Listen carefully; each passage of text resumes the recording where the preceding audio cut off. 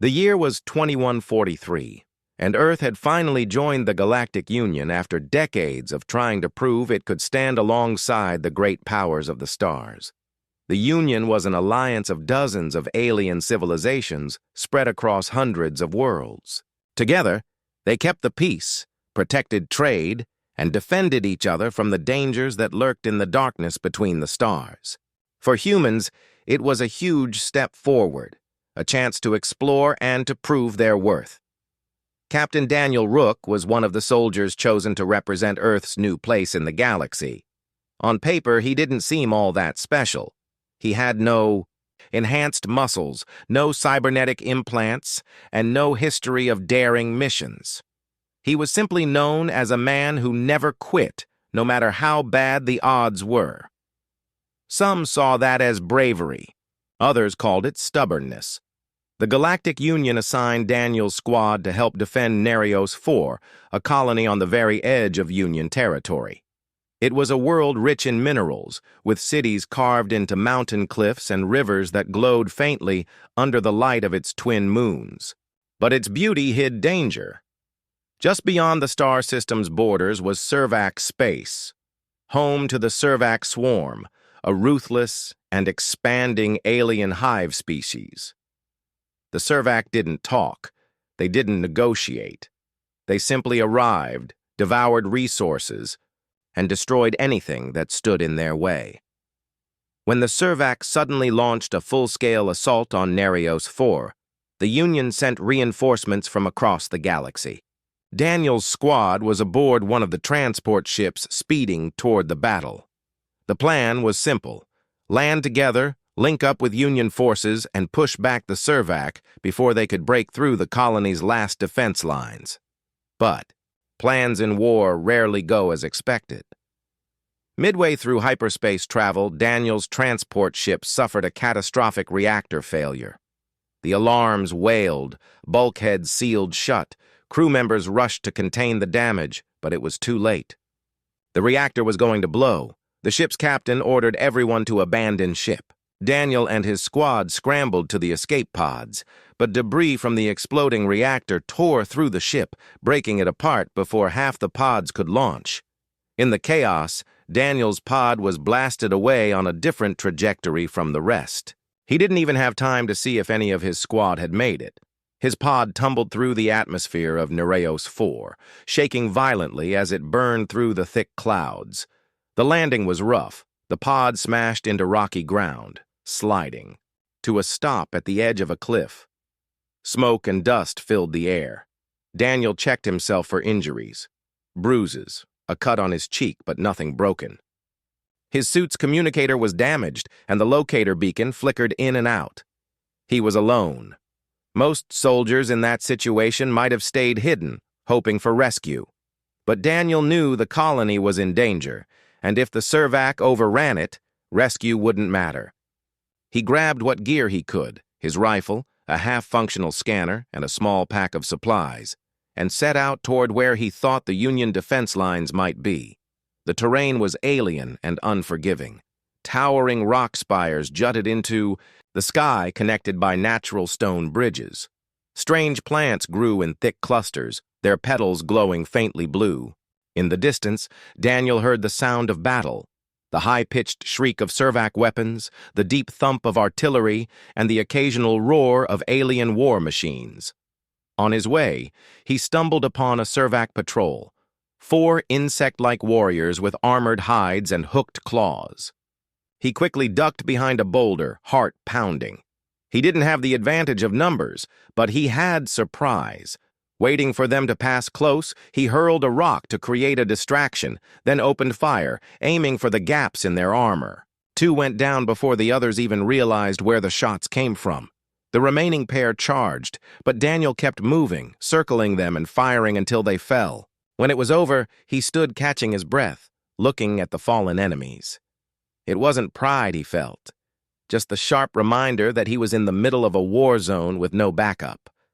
Over the next 2 days, Daniel moved steadily toward the colony's last stronghold, avoiding large Servac forces and picking off smaller groups when necessary. He learned quickly to adapt. His scanner couldn't always detect the Servac through the thick rock formations, so he relied on sound, smell, and instinct. Once, he even saw a massive Servac beast, taller than a building, pass by in the distance. He froze in place, hardly daring to breathe until it moved on.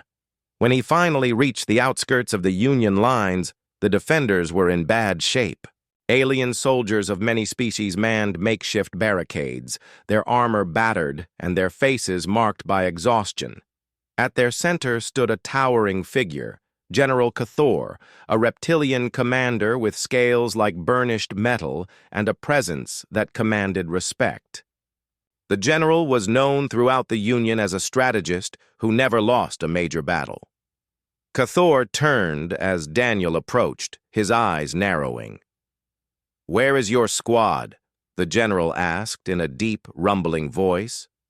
Daniel's armor was scratched, his visor cracked and his weapon nearly out of charge, but he stood tall. "Lost in transit," he said. The general tilted his head slightly.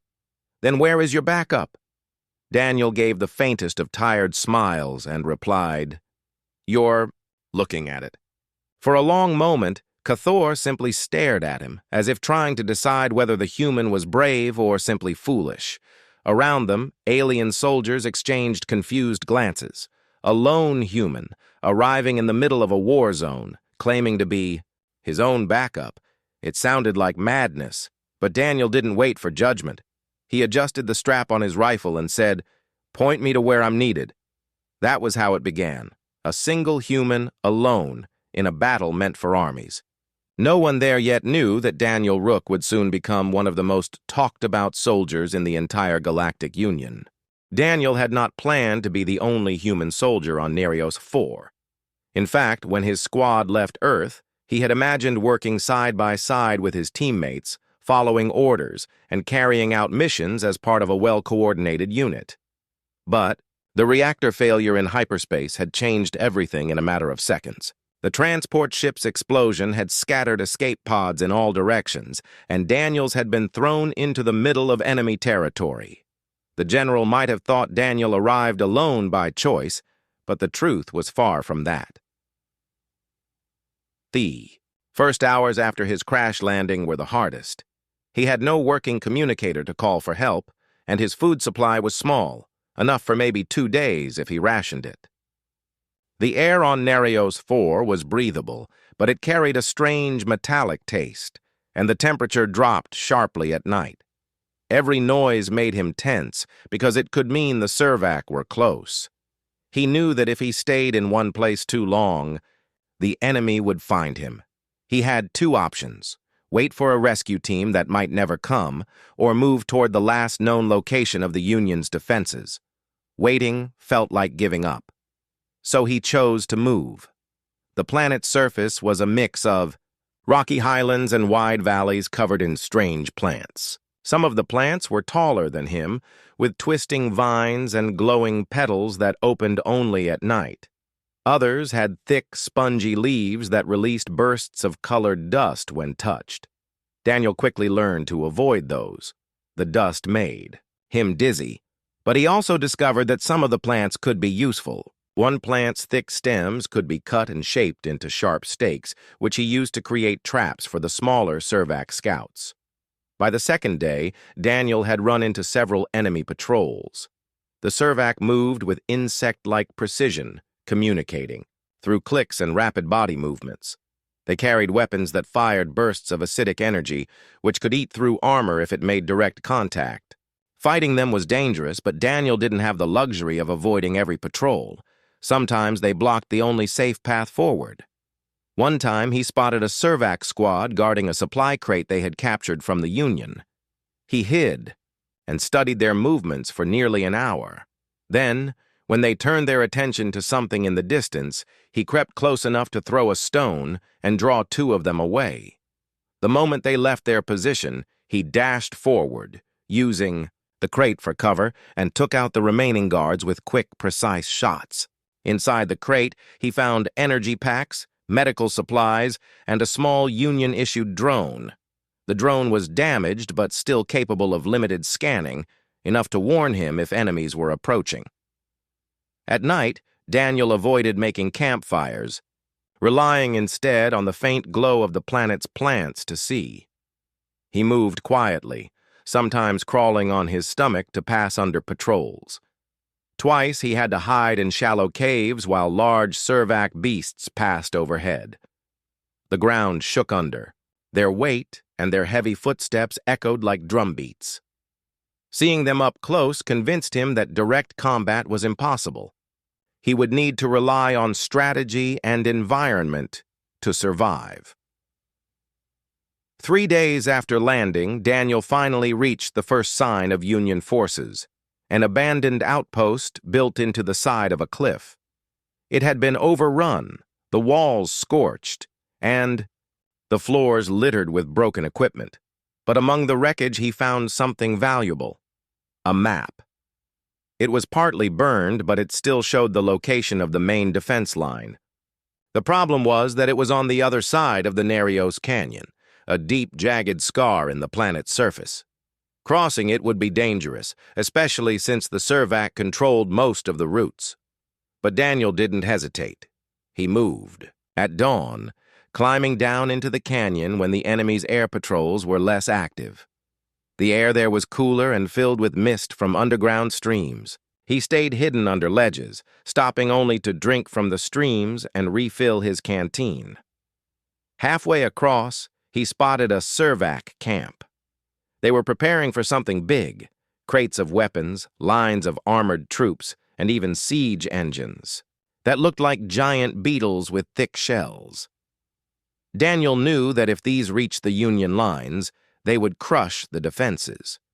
He had no way to stop them alone, but he made note of everything: the number of troops, the weapons they carried, and the direction they were headed. If he survived long enough to reach the Union forces, this information could make a difference. The climb out of the canyon was the hardest part. His muscles ached, and his pack felt heavier with every step. Just as he reached the top, a Servac scout spotted him. It shrieked loudly, summoning others. Daniel sprinted across the rocky ground, leaping over cracks and weaving through jagged spires. Energy bolts scorched the ground behind him.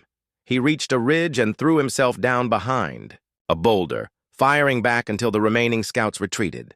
His breathing was ragged, but he was still alive. By the time he finally reached the Union defense lines, Daniel looked like he had been through weeks of battle.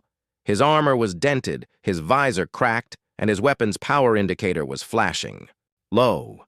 But he had made it. He could see alien soldiers, tall insectoids with shimmering wings, stocky reptilians with heavy armor, and others whose shapes and colors he could barely describe. They were dug in behind walls of sandbags and metal sheets, eyes scanning the horizon for the next attack. At the center of it all stood the Galactic general, Cathor. The general was massive, his scales a dark bronze, his shoulders broad, and his gaze sharp enough to make anyone feel like they were under inspection. When Daniel approached, Cathor's eyes narrowed. "Where is your squad?" the general asked. Daniel, still catching his breath, answered simply, "Lost in transit." Cathor's voice rumbled like distant thunder. "Then where is your backup?" Daniel adjusted his weapon, straightened his posture, and met the general's gaze. "You're looking at it." Around them, soldiers exchanged curious glances. Some smirked, others looked doubtful. But Daniel didn't care what they thought. He was here and he was ready to fight. When Daniel first arrived at the Union defense line, most soldiers didn't take him seriously. To them, he was just a lone human who had stumbled into a war that required armies, not individuals. He was given a small bunk in a corner of the camp and told to stay out of the way until orders came. But Daniel wasn't the kind of man who waited while others fought. He spent the next few hours studying the defenses, walking the perimeter, and talking to whoever would give him information. He noticed weak spots in the barricades, blind areas where enemy scouts could slip through, and supply paths that could easily be cut off. That night, as the twin moons rose over the jagged cliffs of Nereos IV, the Servac launched a sudden assault. On the Nereos Canyon outpost, a position about 2 kilometers from the main defense line. The outpost was vital because it controlled a narrow pass through the mountains. If it fell, the Servac could bring in their larger forces directly toward the colony. The attack began with a shrill, echoing cry from the canyon. Then came the first wave, fast-moving Servac infantry rushing over the rocks, firing bursts of acid energy at the defenders. Union troops fought back with heavy blasters and mounted turrets, but the enemy kept coming. The sky lit up with streaks of fire as alien aircraft swooped overhead. In the middle of this chaos, Daniel saw something that made his stomach tighten. Enemy flyers breaking through the outer defenses and heading straight for the outpost's command bunker. If they destroyed it, the troops would lose all coordination. He ran to the nearest weapons station, but the turret there had been damaged by an earlier hit. Next to it was a large mining drill abandoned by the engineers who had been working nearby. Daniel's mind worked fast. He grabbed a fusion power cell from the wreckage of a transport truck, stripped the control wires from the drill, and connected them to the cell. It was risky, unstable, and probably a terrible idea. But it might just work. The mining drill roared to life, spinning at incredible speed. Daniel aimed it toward the sky just as the first flyer came into range. He fired, and the drill's rotating head, now superheated by the power cell, launched a focused burst of energy. The shot punched straight through the flyer's armor, sending it spiraling into the canyon below. Union soldiers nearby stared in disbelief. Daniel didn't stop. He kept firing, adjusting the makeshift rail cannon after each shot, bringing down 2 more flyers before the weapon's power cell overheated and cracked. By then, the remaining enemy aircraft had pulled back, unwilling to risk the same fate. Word of his actions spread quickly through the outpost. Soldiers who had barely noticed his arrival were now looking at him with a mix of surprise and respect. General Cathor himself arrived at the scene, his heavy footsteps echoing against the metal floor. He glanced at the destroyed flyers, then at the smoking remains of the mining drill. That, Cathor said slowly, was not standard procedure. Daniel shrugged. Neither was being dropped here alone. Cathor's mouth curved slightly, the closest thing his species had to a smile. You think like a soldier who has no one else to rely on. That can be dangerous. But tonight it saved lives. The night assault raged on for hours. Daniel fought alongside soldiers from 5 different alien species, many of whom barely understood his language. He relied on hand signals, quick sketches in the dirt, and pointing to get his ideas across. At one point, he led a small group through a collapsed tunnel to flank an enemy position, taking them out before they could reinforce the main attack. At another, he noticed a supply route being targeted by enemy snipers and used smoke grenades to hide the transport vehicles long enough for them to reach safety. By the time the Servac forces finally retreated at dawn, the outpost still stood. Its walls were scarred, its guns low on ammunition, but it had not fallen. Exhausted soldiers leaned against the barricades, watching the sun rise over the canyon. For the first time since he had arrived, Daniel felt like he was part of the defense, not just an outsider who had wandered into the fight. Cathor approached him again as the troops were regrouping. "Human," the general said, his deep voice carrying across the quiet camp. "I underestimated you." Daniel gave a tired grin. "Most people do. You fight without waiting for orders. You see solutions where others see problems. This war needs more of that." Cathor paused, looking him over. "From this moment, you are under my direct command." It was not a promotion in the formal sense, but in the Union Army, being placed under a general's personal orders was a sign of trust. Daniel accepted without hesitation. He had no illusions. The battles ahead would be worse than anything he had faced so far. But for the first time, he knew the general saw him not as a burden, but as a weapon worth using.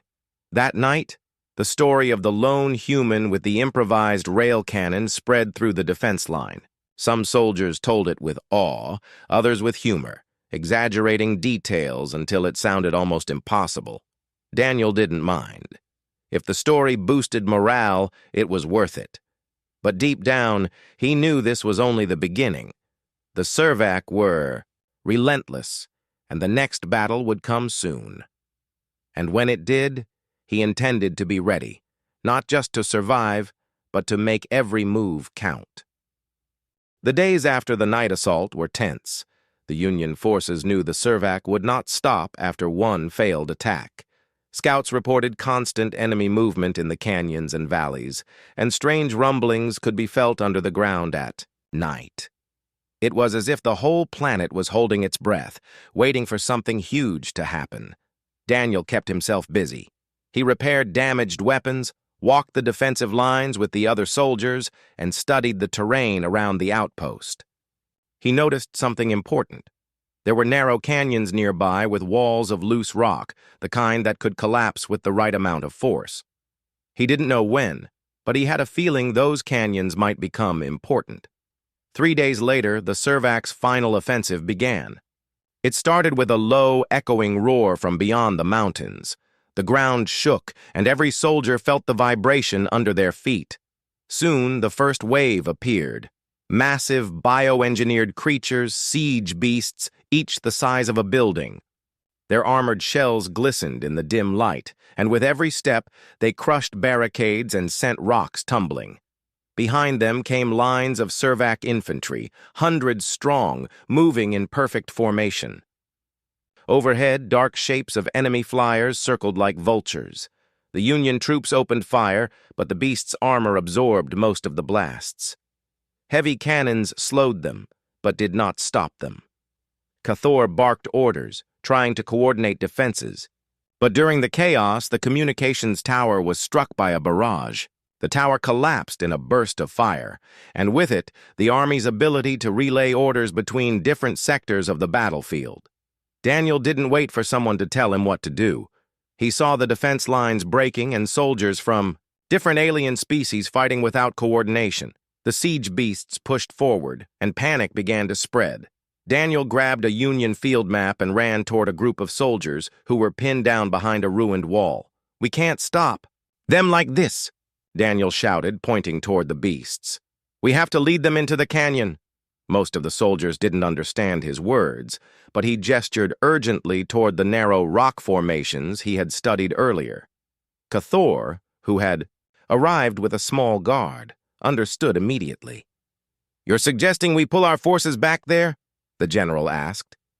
Daniel nodded. "If we can get the beasts into the canyon, we can bring the walls down on them, but we'll need to plant charges fast." It was a desperate plan. Pulling back meant risking giving up ground, but if it worked, it could destroy the enemy's heaviest weapons in one move. Cathor didn't hesitate. "Do it!" Daniel ran through the battlefield, signaling squads to fall back toward the canyon.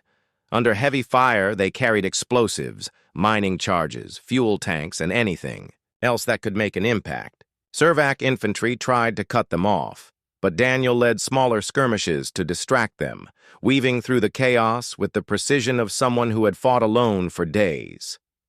As the Union troops retreated in a controlled line, the siege beasts followed, their huge claws tearing into the ground. The enemy believed they were forcing the defenders into a corner. They didn't realize they were walking straight into a trap. Once inside the canyon, the walls towered over them, close enough that even the massive beasts had to slow down to fit through.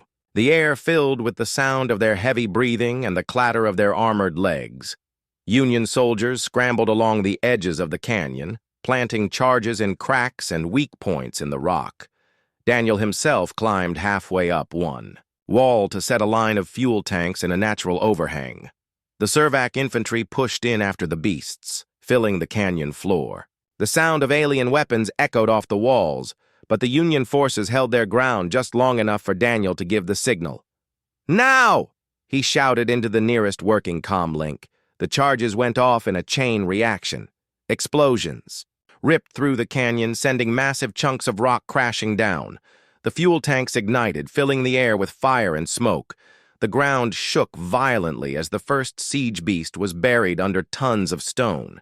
Another tried to back out, but a second blast brought more rock down, blocking the exit. The enemy forces were trapped. One by one, the beasts fell, their armored shells no match for the sheer weight of collapsing canyon walls. The Servac infantry, cut off and in chaos, were quickly overwhelmed by Union counterattacks. The roar of the battle turned into the rumble of falling rock, and then into silence. When the dust began to clear, the canyon was unrecognizable, just a field of broken stone and wreckage. The Union soldiers stood on the edges, staring at the destruction they had caused. Many couldn't believe it had actually worked. Daniel climbed down from his position, his armor covered in dust, his hands aching from the climb and the fight. He was exhausted, but he couldn't help feeling a rush of relief. They had done it. The beasts were gone, and the Servac's offensive had been broken. Cathor approached him slowly, his massive form casting a shadow in the morning light. "Human," the general said, his voice calm but carrying a weight of respect. "You turned the tide of this battle." Daniel shook his head. "We all did. I just pointed the way." The general studied him for a moment before nodding. "Perhaps. But without that way, there would be no we left to fight." The soldiers around them began cheering, not in one language, but in many, their voices blending into a single roar of victory. For that moment, species, ranks, and differences didn't matter. They had survived. Together. But deep down, Daniel knew the war wasn't over. The Servac had been stopped here, but somewhere out there, they were regrouping, planning their next move. And when they came again, he would be ready. The battle at Nereos IV was over, but the effects of what had happened rippled through the Galactic Union. The Servac had been stopped, but just barely.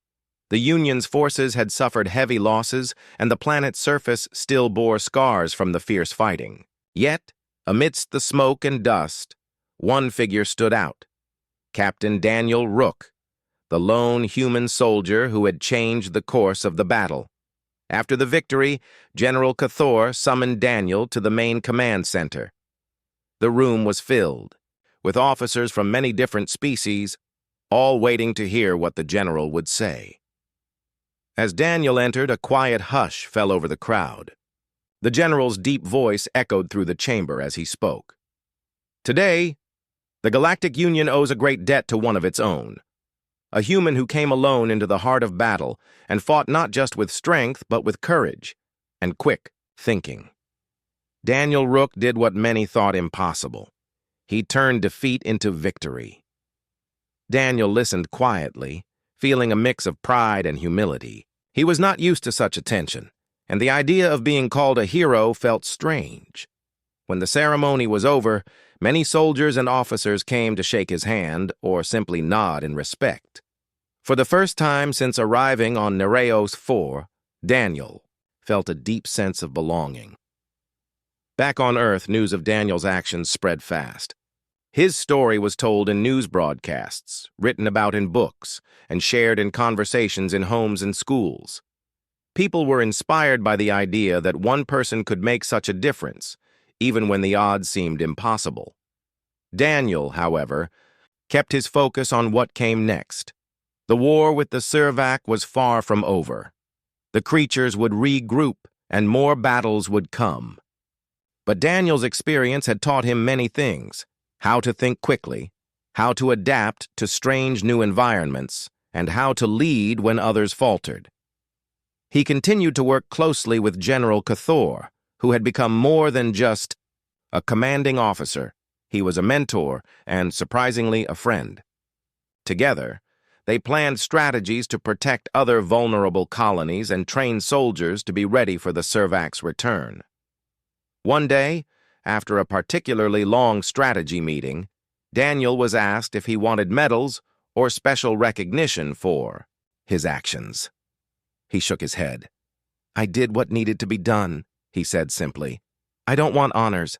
I just want to keep fighting, and to make sure no one else has to fight alone like I did." His words spread through the Union forces, reminding everyone that courage was not about glory, but about doing what was right, no matter the cost. In the years that followed, Daniel became a legend, not just for his bravery, but for his humility and determination. Soldiers from many worlds told stories about the human who was his own backup, who faced impossible odds and never gave up. And in quiet moments, when the stars shone brightly overhead, Daniel thought about how far he had come. From a lone survivor to a symbol of hope across the galaxy. The war would continue, but so would the spirit of those willing to stand and fight no matter how dark the night.